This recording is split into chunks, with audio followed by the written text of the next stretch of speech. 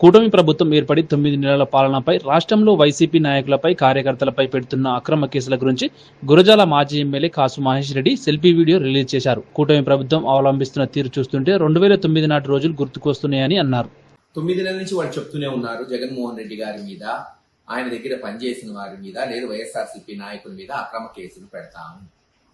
నిన్న చూసాం, ఎవరైతే ఐటీ అడ్వైజర్ గా పనిచేసిన కసిరెడ్డి రాజశేఖర రెడ్డిని అరెస్ట్ చేశారు, ఐపీఎస్ ఆంజనేయులు గారిని అరెస్ట్ చేశారు. ఇలా అనేక మందిని గడిచిన 3-4 నెలల్లో అక్రమంగా అరెస్ట్ చేయడం జరిగింది ఈ తెలుగుదేశం ప్రభుత్వం. ఈరోజు 1-2 మంది వైఎస్ఆర్సీపీ నాయకులు నాకు ఫోన్ చేసి ఆందోళన చెందారు.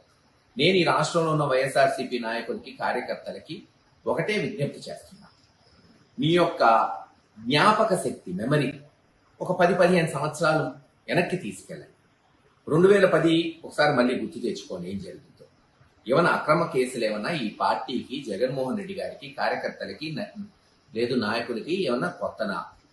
ఆ రోజున జగన్మోహన్ రెడ్డి గారిని ఒక ఎమోషనల్ గా, తండ్రి చనిపోతే, తండ్రికి అనుగుణంగా కొంతమంది ఫాలోవర్స్, అభిమానులు చనిపోతే వాళ్ళ కొరకు ఓదార్పు చేద్దామనుకున్న జగన్మోహన్ రెడ్డి గారిని ఆ రోజు కాంగ్రెస్ పార్టీ ఆపమని అడ్డు తగిలితే, ఆ ఎమోషనల్ దీని మీద జగన్మోహన్ రెడ్డి గారు పార్టీ వదిలిపెట్టిపోయి పార్టీ స్థాపించుకున్నారు.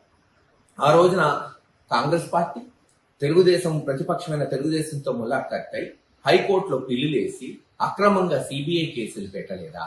పతాక శీర్షికలు ఇప్పటికన్నా అప్పుడు 10 రెట్లు పతాక శీర్షికలు తెలుగుదేశం అనుబంధ పత్రికల్లో కనీసం ఒక 2-3 సంవత్సరాలు కుంకాలు రాయలేదా? ఇవన్నీ అక్రమంగా జగన్మోహన్ రెడ్డి గారిని అరెస్ట్ చేయలేదా? ఇవన్నీ జరిగినాయి ఆ రోజున. ఏం జరిగింది ఆ రోజున? బై ఎలక్షన్ వస్తే జగన్మోహన్ రెడ్డి గారు స్వీప్ చేశారు. ఆ తదనంతరం 2014 కూడా ఎలక్షన్ దాదాపు గెలిచేశారు. కానీ 2 వాగ్దానాలు ఆయన ఇవ్వకపోవడం వల్ల, 1-2 ఉదాహరణకి రుణమాఫీ తీసుకుందాం. ఆ రోజు జగన్మోహన్ రెడ్డి గారు రుణమాఫీ అని ఉంటే ముఖ్యమంత్రి అయ్యేవాడు. కానీ అబద్ధం చెప్పి రేపు ప్రభుత్వంలో వచ్చినాక చేయకపోవడం కన్నా ప్రతిపక్షంలో కూర్చోవటం విన్నా అనుకున్నాడు. చంద్రబాబు నాయుడు గారు అబద్ధం ఆడాడు. అతి స్వల్ప మెజారిటీతో వైఎస్ఆర్సీపీ ఓడిపోవటం జరిగింది. కొన్ని రుణమాఫీ ఏమన్నా చేశాడా చంద్రబాబు నాయుడు గారు? ఆ రోజున చేయలేకపోయాడు. చంద్రబాబు నాయుడు గారు ఏమన్నాడు? ఇంతకన్నా ఎక్కువ సంక్షేమం ఇస్తామని మొన్న 2024లో అది